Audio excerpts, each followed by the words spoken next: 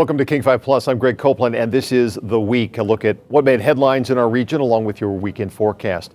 One of the most tragic stories we covered was about mistaken identity and a mother's heartbreak. She lost her 2 teen sons in a drive-by shooting in Lacey.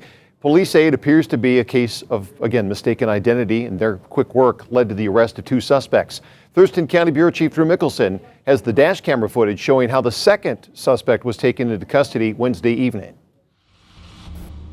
Detectives say the suspect they caught last night had driven himself to California following last Friday's shooting. But he was in a rental car that had to be back in Puyallup last night. That's where deputies spotted him, and the chase was on. Oh, Jesus. We're good. Deputies first tried a device known as a grappler. I got it. It's off. Snapped it. But when that attempt to stop the BMW didn't work, Thurston County deputies at speeds nearing 120 miles an hour caught back up to the driver and used another maneuver. Stand by. Yep. Going in for pit.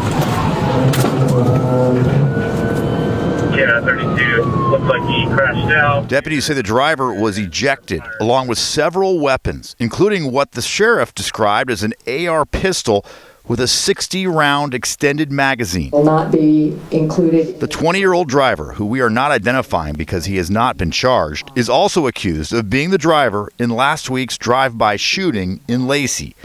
2 teenage brothers, 16-year-old Alex Borgen and 17-year-old Devin, were gunned down in an intersection on College Street in the middle of the night last Friday. Detectives say Tuesday night they arrested the alleged shooter, another 20-year-old, at a hotel in Wenatchee. He also has not been formally charged, but investigators say he confessed to the shooting, which appears to be a case of mistaken identity. Detectives say once he learned who he had killed, he had become emotional after realizing he shot the wrong people. Detectives say the man thought he was shooting someone who had shot at his Lacey home last month. I don't want them out. They knew what they were doing when they did it. They plotted this. For the second straight day, the mother of the shooting victims had a chance to plead with the judge to keep those suspects locked up. I would like them to sit in jail for as long as they can rot. I'm never getting my kids back. And for the second day in a row, a Thurston County judge granted that mother's request. Neither of those suspects will be let out on bail, at least until this case is resolved. In Thurston County, Drew Mickelson, King 5 News. Gunmaker Sig Sauer is facing new legal problems here in Washington state. A federal lawsuit is seeking class action status on behalf of citizens who purchased a P320 handgun. King 5 investigator Chris Ingalls has reported extensively on this controversial firearm in his series Shooting from the Hip, and has this latest development. The P320 is marketed as a police and military-grade firearm, but potentially thousands of Washington civilians own this same gun that the lawsuit calls defective. A Snohomish County man named Patrick Schreiber filed the potential class action lawsuit in Seattle federal court.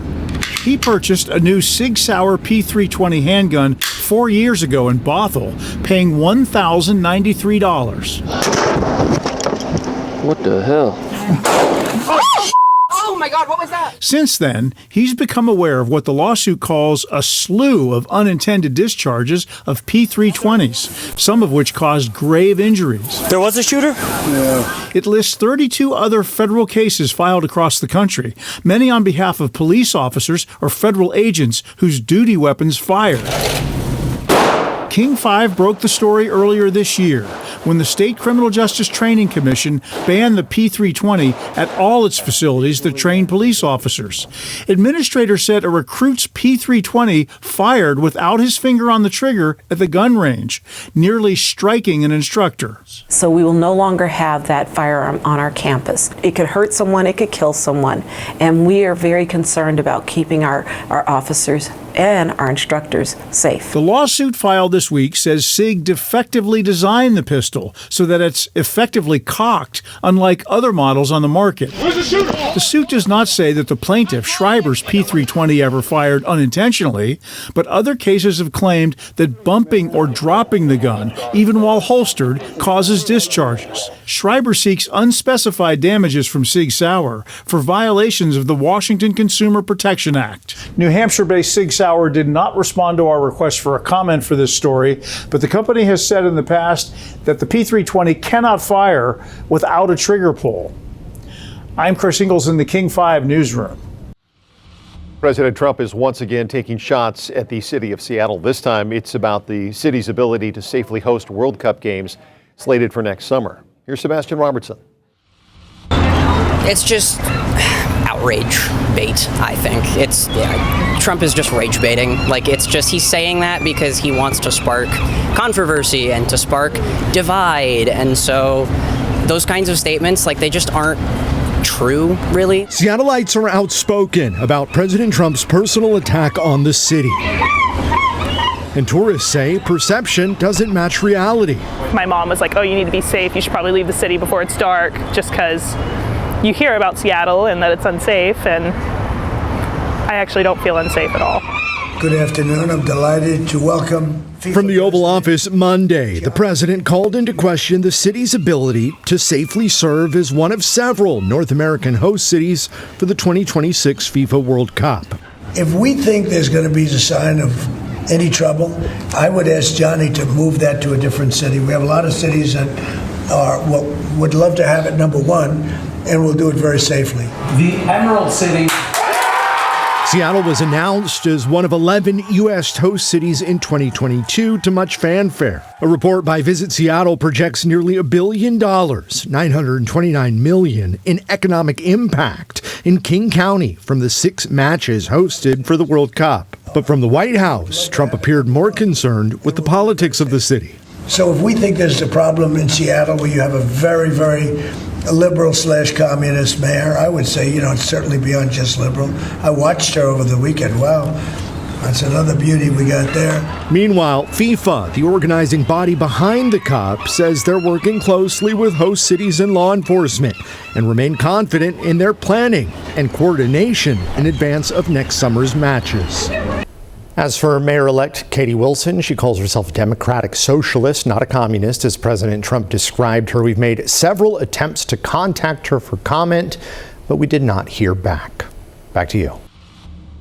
Seattle police say they are facing a surge in armed carjackings, and many of the suspects are teenagers. A 14-year-old remains in critical condition more than a week after officers say he tried to carjack a driver and was shot in self-defense. Detectives say they're dealing with so many of these cases, there's a backlog. King 5's Maddie White has that story.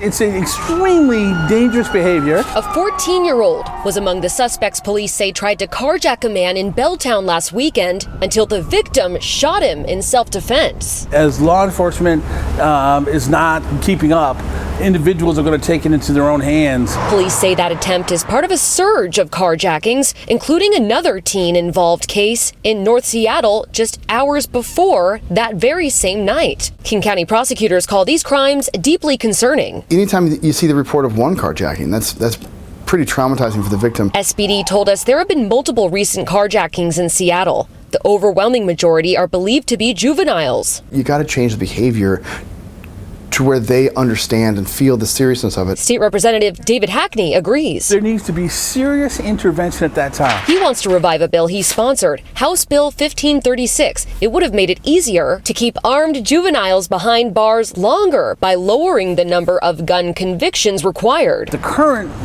law in Washington required a juvenile to be convicted of the possession of a firearm 5 times before they can be held in the criminal justice system. The bill would have reduced that number to 3, but it stalled in the legislature last year. I recognize there is a sentiment that incarcerating youth traumatizes them, but so does violent crimes traumatize the rest of the community. police admit that for a number of reasons, solving these crimes can be difficult. It's why they recommend that you keep your doors locked at all times, including when you're sitting in traffic. Reporting live at Harborview, I'm Maddie White, King 5 News. So when we come back, a water rescue off the Washington coast after a crabbing boat takes on water and sinks. Who beat the Coast Guard to the scene? First, though, meteorologist Ashley Ruiz has a look at your weekend forecast right after this.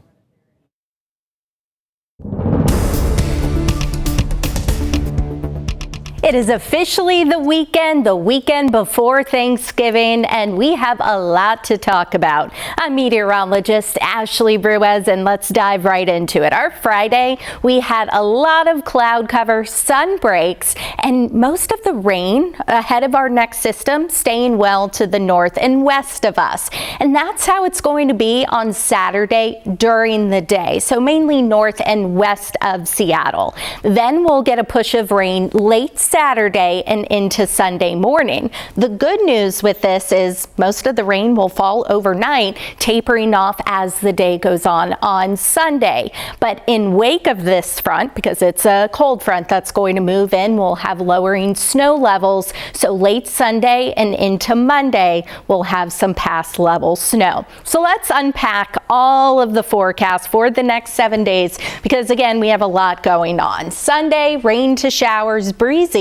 Then we get into Monday, few showers with increasing rain by the middle half of the week. Now Thanksgiving, so specifically Wednesday, Thursday and Friday, still a bit up in the air. We have to see the track of the midweek system that's going to move in, and that's going to determine if we have rain in the passes or will we have snow in the passes. So that's going to be something you really want to pay attention to if you're planning on traveling, especially by the middle half of next week. So this weekend we'll have breezy conditions at the coast, showers. Temperatures are going to be on the milder side of things in the low and mid 50s. For the islands, we'll have showers starting during the day tomorrow, except we'll have rain shadowing setting up, and I'll show you. But then Sunday, morning showers followed by breezy conditions. For Puget Sound, it's going to be late, especially for the South Sound,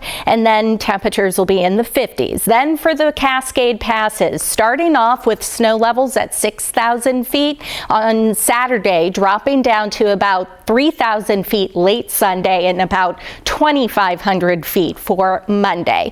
So let's time it all out. This is Saturday morning. You see most of the rain still north of even Everett, but we could still have a couple of showers during the day. Even with the rain staying north and northwest of us, that doesn't mean we'll be totally dry. There's still that chance we get some showers. Then we get into late Saturday night. You see how rain starts to fill in, including where we have that rain shadowing setting up. Then we get into Monday, that tapers off, but then we could have some convergence zone activity setting up into Sunday, and then we'll get that next round of rain into Monday. Through Sunday night, our rain totals look to be pretty modest, about half of an inch for Puget Sound, higher totals to the north and to the west. In terms of our rain and snow totals, we'll have our snow levels coming down to about 5,000 feet during the day Saturday. Then we get into Sunday morning. It's starting to slowly drop from 5,000 feet eventually to 3,000 feet. Then by Monday, about 2,500 feet. And that's when we'll have the best shot of seeing several inches at the passes. Once again, beyond that, we'll just have to see what kind or what track the system will take just into Wednesday and into Thursday. Just know that we'll likely have some days where we'll have lowland rain and then mountain snow.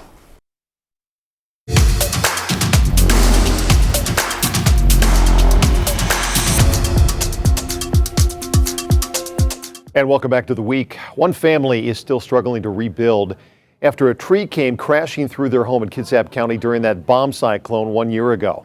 North Bureau Chief Eric Wilkinson talked to the family about why it's taken so long to recover.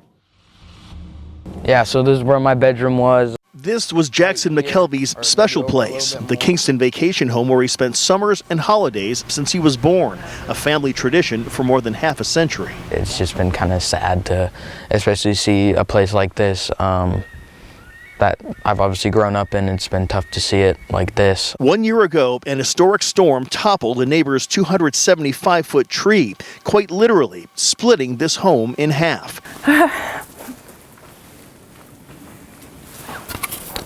It's just a picture, but this is how little they were when we were up here. 3 generations of family were preparing to spend Thanksgiving here. Jackson's mom, Tira, can't bear to think what could have happened if the storm had hit a week later. We're so fortunate nobody was here, because that's what we need to hold on to, is that we're all still here. The rubble here was all cleared away back in February, but a slow permitting process has kept the family from rebuilding. 1 full year after the bomb cyclone, aftershocks are still being felt. Tira's parents bought the home in 1971. Now in their 80s, she says the destruction is taking an emotional and physical toll. It's broken their hearts, and yeah, it's been tough. The family says they haven't heard anything from the tree's owner. They encourage everyone to look at trees on nearby properties and have discussions with neighbors as well as local officials about concerns. This was devastating. This could have been prevented. Yeah, so we're gonna have to fix the foundation. For now, the family focuses on the future. 15-year-old Jackson gets to be part of the rebuild, laying a foundation for his kids to one day experience the happiness he had here. It's tough, but I know good things will happen, and it'll be back. It'll be back soon. Despite the storm, this house divided has never been more together. We'll build new memories and new walls. We'll get through it. In Kingston, Eric Wilkinson, King 5 News. Several community members are urging Tacoma Public Schools to stop an investigation into dozens of teachers. The educators are believed to have staged a sick-out to protest staffing cuts at a South Tacoma elementary school. Tacoma Bureau Chief Connor Board explains. Being able to, advocate for themselves and their students that way, I think that was probably their only voice. Several parents at Jenny Reed Elementary are supporting teachers who are believed to have carried out a sick-out 2 months ago. This letter was anonymously posted stating employees made the tough decision to call out sick as a response to staffing cuts at the school to show the district they would not accept fewer supports for students. It sucks to not show up for school, but they're ultimately doing it to, better our students, and, teachers' work environments are our students' learning environments. And so I think they should not get any disciplinary action for that. The letter said within just a couple weeks, the school lost 4 employees who got moved to other schools. If they, felt like they weren't getting treated properly, they had every right to stand up for what they believe in. The district said the changes are due to enrollment. Several parents are concerned for their kids. I felt, because he isn't going to have a lot of the same support as he did last year, that, it's going to affect him in a lot of ways. The district sent a statement saying, in part, it has an obligation to ensure the safety and education of all students, the proper use of public funds, and that all employees are following the policies outlined in our employee handbook. Several local community and faith leaders have sent letters to the district in support of teachers, and some organizations are also taking action. Worker Strike Back, led by former Seattle City Council member Shama Sawant, started a petition resulting in more than 500 people sending letters. Our petition is demanding no investigation, no firings, no retaliation against teachers, and instead of turning against the teachers who are pushing for better things for their students, the school district should be joining them. It's really sad to see that they aren't getting the support they need. The district says no one has been disciplined at this time. I asked what punishment could look like, and they said that depends on prior conduct, what exactly they did, and how they cooperated with the investigation. In Tacoma, Connor Board, King 5 News. Well, it's a major breakthrough in the fight against drug trafficking here in Washington. Investigators say they intercepted a massive haul large enough to threaten millions of lives. The suspects are now behind bars. King 5 Sebastian Robertson got an exclusive look inside the operation and the specialized canine unit helping detectives. Yeah, this was a big bust. You're about to hear from the investigators themselves. They believe that this trafficking group was tied directly to the cartel. Tonight, 4 are in custody, 2 of them in the Snohomish County Jail. In October of 2025, members of the King County Sheriff's Office raided this Kirkland apartment complex. We don't believe that they had any indication that they were being investigated and that we were coming. Inside, detectives found almost no furniture. Instead, according to court documents, they discovered pounds of drugs in vacuum-sealed brick-shaped packages. This is a kilo of fentanyl powder, so 2.2 pounds. Those drugs seen here were taken as evidence as part of Operation Eastbound and Down. We seized in this operation enough to kill about 4 million people, which is about half the state of Washington. This detective, whose identity we're concealing, is a member of the Sheriff's Office Precinct 4 Special Emphasis Team. They're often undercover and rarely speak on camera. And we've had multiple sources that we've arrested that they were working with the cartel. Anibal Fernando Galarza Gutama and Ronald Marcelo Galarza are now in custody in Snohomish County. The 2 are suspected dealers who investigators say sold drugs to undercover officers. One of them telling detectives he would re-up from his Mexico source. On this evidence table, multiple pounds of meth, fentanyl, and cocaine. So we've seen less of the fentanyl pills, the M30 pills. We're seeing more of the fentanyl powder and the methamphetamine. Drugs that were sniffed out in part by the nose of Canine Deputy Quinn. A lot of what Canine Quinn does is a lot of verification, locating things that could be hidden. In addition to Quinn's nose, investigators also use this handheld laser analyzer at the scene. Technology that can confirm the chemical makeup of suspected narcotics in seconds. Crush these ampules, and then it would tell you, what it is. All tools in bringing charges against the people they believe are trafficking dangerous drugs throughout the state. We know that we'll never stop the flow of drugs, but we can't stand and stand there and do nothing. This investigation is still ongoing and spans most of Washington state. Investigators say more arrests are possible. Well, now to that ocean rescue. The Coast Guard says swift and brave action taken by fishermen likely saved lives off the Washington coast. Early Monday morning, the Coast Guard got a Mayday call saying that a boat was sinking. Along with the Coast Guard, fishing boats also headed out to help. In a King 5 exclusive, Drew Mickelson spoke with the men credited with saving at least 1 life. Commercial fishing is a cutthroat business, long, hard hours in dangerous conditions.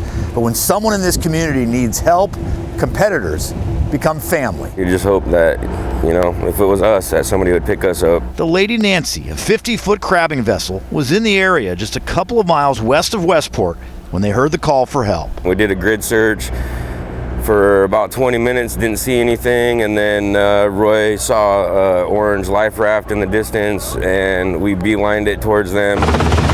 The Coast Guard's helicopter ended up rescuing 4 crew members from the Abbey Sea. That boat sank. But this airlift happened about an hour after the Lady Nancy crew arrived. The Lady Nancy was there first on scene before we got out there, and thank God. The Coast Guard called the rescue miraculous and says it may not have happened without the Lady Nancy crew's help. They spotted 4 men in the choppy Pacific, 2 in a raft and 2 clinging to a survival suit. They were all cold and shook up. Yeah, everybody had pretty much hypothermia, and the life raft was sinking, so we pretty much got there in the nick of time. After they pulled 1 man aboard, Roy Wyndham watched a man start to sink. I seen him bob and his eyes were kind of open, and then he started to go under, so I swim over, and it's not very easy, like those emergency suits or whatever, and then I grabbed him out of the water to get his head above water as soon as I could and handed him up to these guys. I thought he was dead, but I performed CPR anyways, and it wasn't until I started praying that he came back to. So I thank Jesus and, thank all the community and the fishermen for being there for each other and always looking out for each other. All 4 men who were rescued suffered from hypothermia. The one who lost consciousness was seriously injured. The Lady Nancy crew was told he was sore, but will survive. Yeah, I guess his ribs are a little sore from the CPR and stuff, but, sore ribs are better than, being dead. As jarring as that rescue was for Lady Nancy's crew, they're headed back out crabbing again tonight. In Westport, Drew Mickelson, King 5 News. want to thank you for your time. We hope you enjoyed a look at the biggest stories of the week.